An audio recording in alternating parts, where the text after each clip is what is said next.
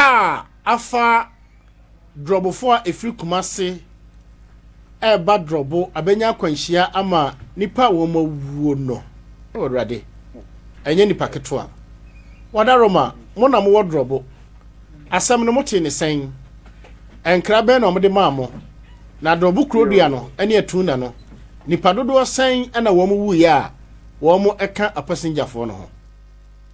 yo minia anymedia ma menna wase na menchia titirifu a woti afidi ina sɛdeɛ waka no meni kamfa yɛ akɔsɛm kɛseɛ ɛma German man drobo atu na ɛne German entire German ko German nɔfra no ebi mu nso ka ho bi German nɔfo so ka ho bi mpatwa ne rade na me magana fo nyina so hyɛ den san sɛ adehia ya hwɛ nyina ay Ghana fo my Ghana nti nyina na dia to yɛ ni na me kɔma senso no ɛte sɛ me nua me de pokra me tu kwanko ho Volta region until last Friday nyina na mo nti de dru sunyane Monday no okay nti na aja also me ba me base work at 20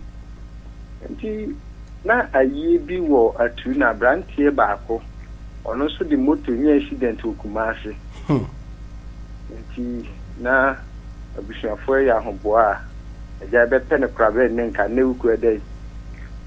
nti ya wo tika me badrobo na obi fred madam for baako no tika no ese no frusunya bata no wa amfo saka no okay ojane wa ne bi obi si bechim na oto aso be frusunya na mo fre se kat na mo fro no ese ka na ahwe asiu na o no so man de ne ka no nti bedru drobo na titi mu a ya ada ba kwa ene ne wardrobe da wi afi papa on pen ho asem na ese oba ofri kumase ba na yesi akola ba ko so yare e wo St Mary's Hospital nti ambulance no fa no kumase na ese otra man kra so kakra Kotri krum ya diga ma kotri krum na accident ikusi mini ayare hosem said the mo ahye mo ate no atuna fo nko a ewum e boy na me kasa nka na de ni funu ba ni sister ene ni kunu omo okumase ena atuna hena nkasa ne bad girl connection training nti atuna yen kasa ye kasa nipa miens me kasa nipa miens na ma bi na sa omo aso na oka mo ho no ena drobo nso eda wiafia na owisu car no na car Ford ena apemni ba kwa me kase German South oka ho ono nso efiesiri ena akola na yede ne ko no akola ketwa no nso free mu ena ya nyime asupo ya tese yini aba ko be nso free ko isi agro free wa no ba tu no fa drobo kwa nso ha do fa do ma kwa nso so na be ba free do ma na father of kwanso ofretu na na alcohol na nti ewu no ye be kana yen kantu se de my council police command my ase ne se nipa do 9 die ebetimi a confirm se omo afini nti bitiabo se de o kan bitiabo ya re ho se o ni ku ebe ye yina omo mi ni nyina ewu ewo accident mu nti oni ni kunu ana wo mo beye abrantie na ode moto nya kwanhia okumase o mo de funu no abadrobo no ya funu no kura okumase o mo kura po di kan nura no nti nka na homa chinya na nka o mo di body ni ba tu na ya be kateneki o mo di kan no ani ni kunu no nyina o mo kura na na di animu eyi bi a mo abewu wo kwanso na ba na okọ nursing training aye atuna hene na nkasa ne ba girl ne papa ono so not passenger car no mpacha ne atuna hene no wo fahye eni ni kunu ena ne ba sha na beneti atuna hene no wo fahye ni kunu ena ne ba mpacha ne awurade nyankopon ade ato olumayani atuna yede dama ase ho enti ona boy ba sa no abrantie na nka ombede da no ende no etisen pacho sisi de wa wuni o hwe bright biche we aboya enti sisi no abrantie no de kura no abushie na de atoye ni abushafo nyina sisi omo ko police ayine omo afiminti eno de ya ntimi anya ho enti no abushie ma ati ahye ntimi mefa body no enti no ye hwe omo de aba mprempre no na fi ya toto nyoma ha na wadarumon car no ambulance no yetete se apart from akwada na no wo mu no na penfo bi nso wo mu a wo de ne ko gi ho saa mpacho ye akwada no ne maame akwada no ye se wo na ye 2 weeks krena se de e report and say ono ma na ye se wase nti na ye se enko ne surgery ti baby ibon ena akwada ne maame ankasa ka ho ena ne akwada ne nana ena nurse di na odi omoko na ambulance driver no endi ambulance ni mu no driver ne de wa pirepira mpacha ne nurse ni na oka ho no wawu mpacha yesi oku na ni subri na se dia according to a hospital information it so omoko ye no mo de ne ba be so mo konfa no tia na ne ho ye okay ana akwada na wo mkoye ni surgery de wawu mpacha ndi ofimu na ne maame na oka ho ne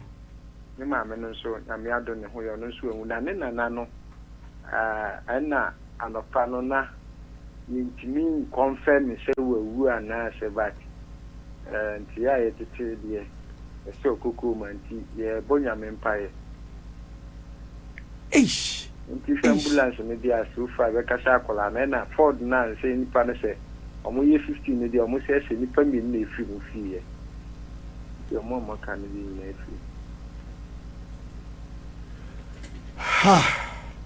ha ni ya se ofu se wa hwe accident no ahwe ofu a wontini ya reho because na Britiabo how rade ena atuna hene ne ba girl okonesin training ne wo fa se ko be wi ase ne wo fa se ena ne wo fa se ni kunu nti na asel no wo mu nyina wo passenger car no mu mpacha na mu nyina wo ana ne ba nurse ni no obewie disiye mpacha ne ha kana meka obi fofo yare dan say de ye nyina no yentimi anya result nti mesre union ma driver for mu ya ade e beta mu chose ye na ma ye ntu ebo ase kakra na ye save life because ipa kwanya ti asutu amebe ma driver for ano no da shi de ona bo meso be da se ameka mu na ene na esisi ewo bona hafo hai na wotwe we ye mu Doma hinkro opposite hospital hono eja to efie mienum ema eja no hye dwere be efie no hye dwere be ena wie yi enkran kwantakwan no so ko abenwa ha junction ko Facebook na hwe ade ko Facebook na hwe ade ode ko Facebook na hwe ade SOMPA FM live ene awie yo ewo doma ahinkro na ano na ye opposite doma hospital ho teacher ni a wachira de mfie be se aduasa na waye brebrebre si efie baako asi fie baako aka ho ne mabo ano no eja to mu no Ghana National Fire Service for kai wo doma ahinkro no asi ni traso ho sei enti drip machine na nado de baaye no eno ena wo mudi kodum gya no ena fei rubber bowl ne nchanse ne mbokiti a ewo ho no ena wo mo esesa de dum no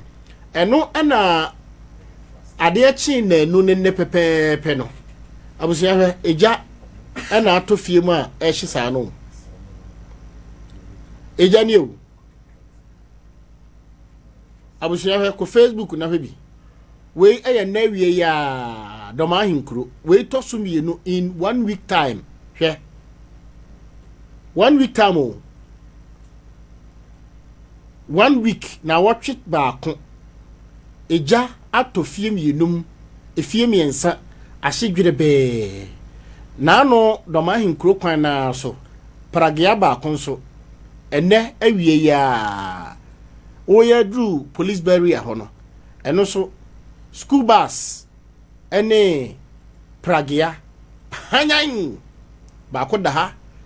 ha ama wo de na ba besia atwam ekoji na no abesim taxi driver ekofa eye school for de wo akoma na wofo ewo eye abesim tanoso Ultra Waterworks na wo befro baabi a hotel ewo ya baabi omoton iron rods no ehwa a ene so taxi driver no oni se tundraw se mahindraw se pickup speed bi no ene so panyan na we da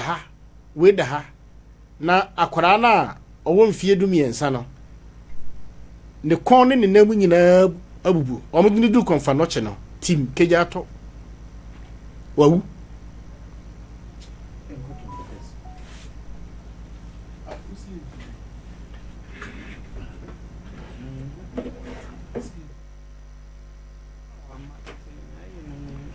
abusi adoma hinkro gyan na yifafa to mame da bi ehwe no na antie manya na nwumre kire se doma mawura osagefo osiade yo doctor Ajimambadu otu anamon bi de dika no eye efie na ahye no omso wasoma ni chief of staff ama ode million baako tetisika no 1 billion akwa abusuya no nano osofo bi ewo berekum omkosie no osofo bi ewo sunyan ne billboard enenam enyansie no mpo nansa ne osofo bi nso enkwabe ha ya oye na sori ewo ekurum ha ya Mosaic pharmacy nchen ho ono so wi enne matese sofo baako nso afirim ewo ayasabia baako a ewo kurum ha sei. What is going on? Edien ena ekoso osofo ndwi ensuo nti yentimi amfrewo but see ani die kwan so benya se kwa 5 minutes time mama mia ana frese kwa mami na enkwanhia no eja hyehye no mentiase ambulance ya twere ho St Mary's mpo ena ne driver akonya akwanhia de na mo babu no na wa twere wo de ho kekako wano pasem efa ho ben ahoya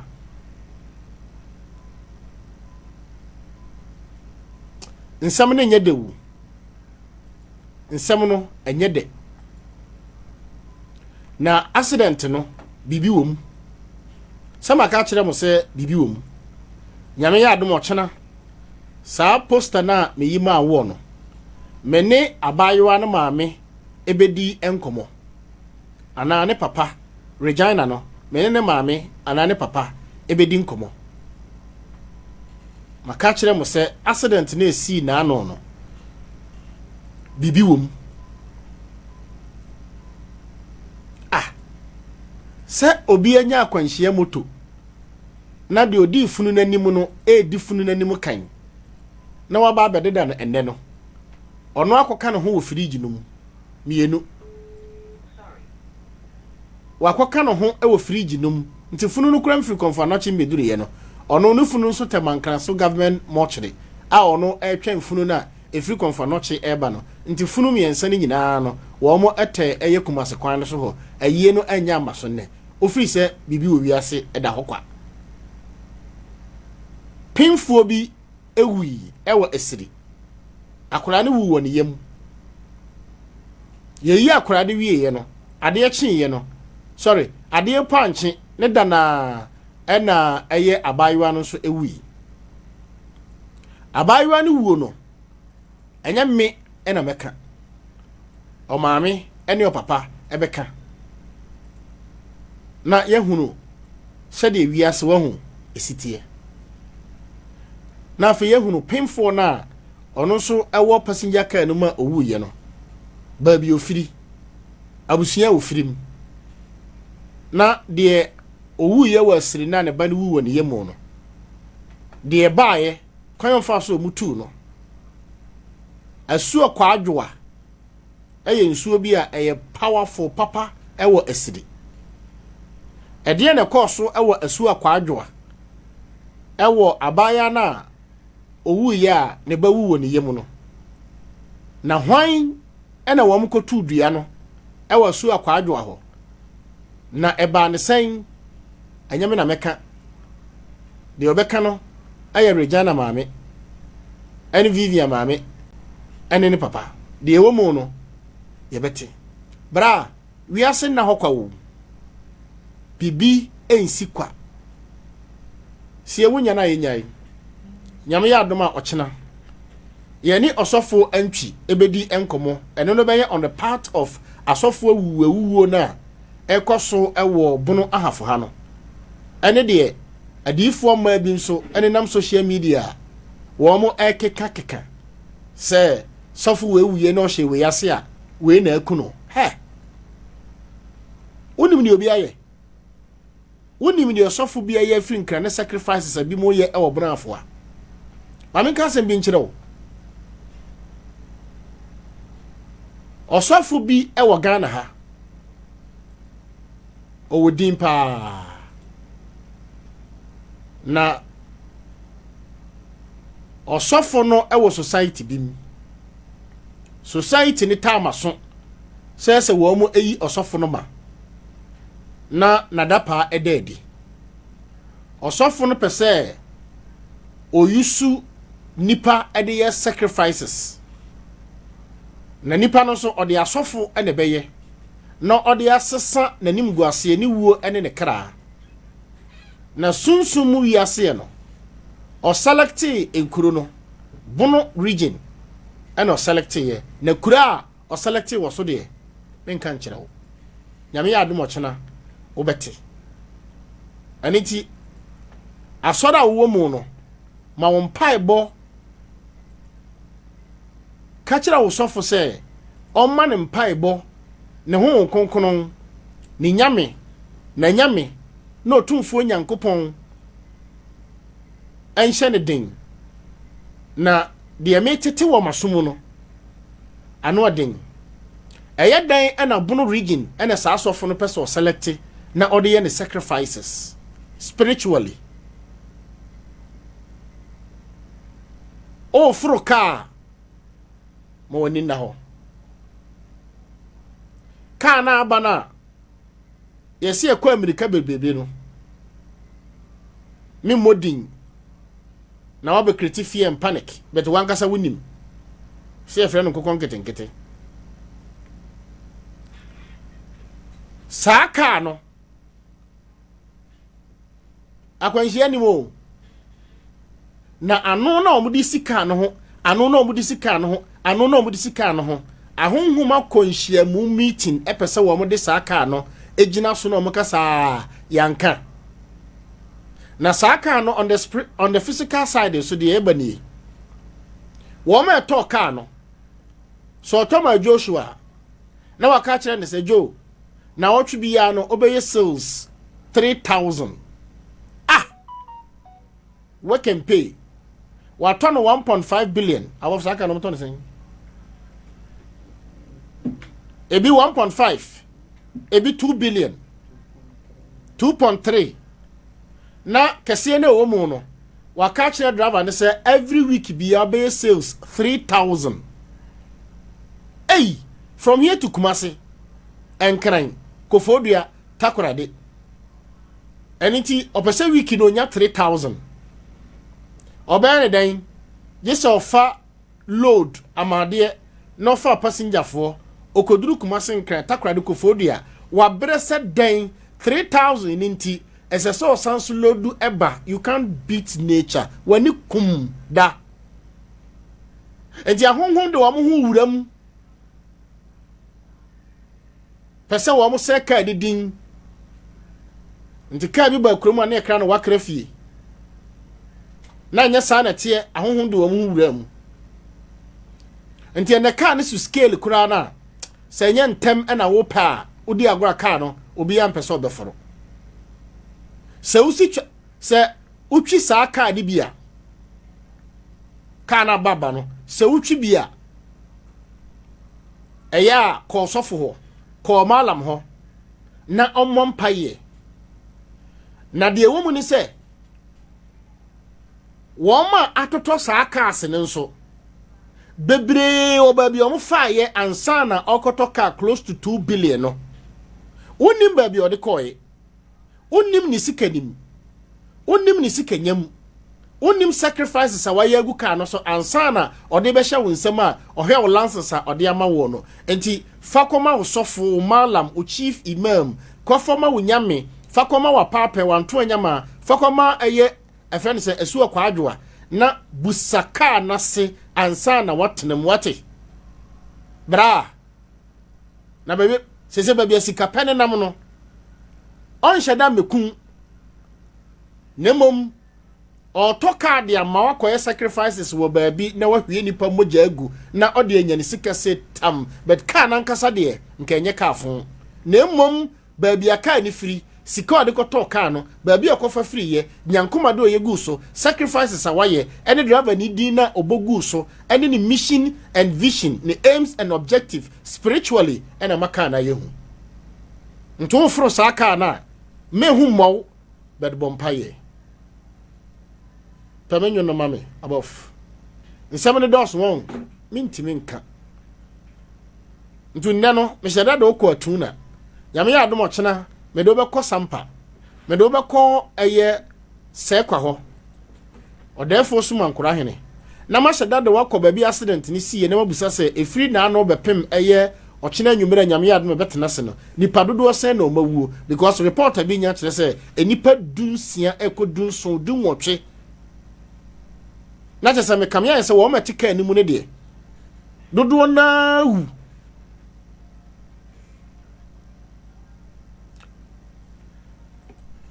arade hu ye mobo se ye ko ye nkotodwa ni ma oh referee nyome nyame ni ye na di ni ye so do ko no do ba fasidama nyame nyame ya adomo a ochena